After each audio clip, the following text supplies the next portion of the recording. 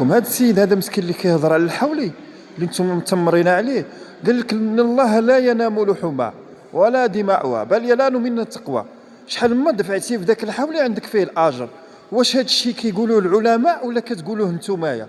راه قال هذا السيد اللي كيقولوا العلماء، ولكن نتوما شديتو تمرتو به، حطيتو تصويرتو، خدامين تلعبوا به. راه حرام هذا الشيء اللي كديروا فيه، راه حرام. الا مشيتو كتقلبوا على شي حاجه، راه كتقلبوا على الصداع. راه هادشي حرام اللي كديروا.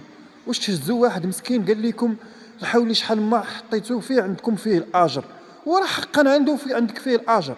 شحال ما حطيتي فيه عندك فيه الاجر.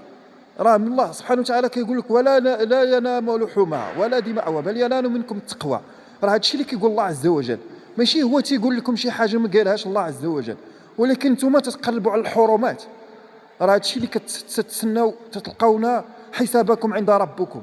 هادشي اللي كنقول لكم، هادشي اللي كتقلبوا عليه راه ما كاينش زعما شي حاجه ما كايناش.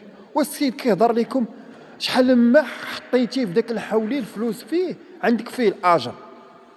راه ماشي زعما باش تجي تتقلب على شي حاجه وتتمر فيه وتبقى تهضر فيه. وهذا الشيء قالوا سنين وانتم خدامين ترجعوا وتعاودوا ترجعوا. شي داك السيد انت كون مشيتي عنده لدارو، كون عرفتوا داك السيد ودخلتوا عنده لدارو وراه يوكلكم ويشربكم. هذا السيد اللي خدامين تتمروا عليه وتهضروا فيه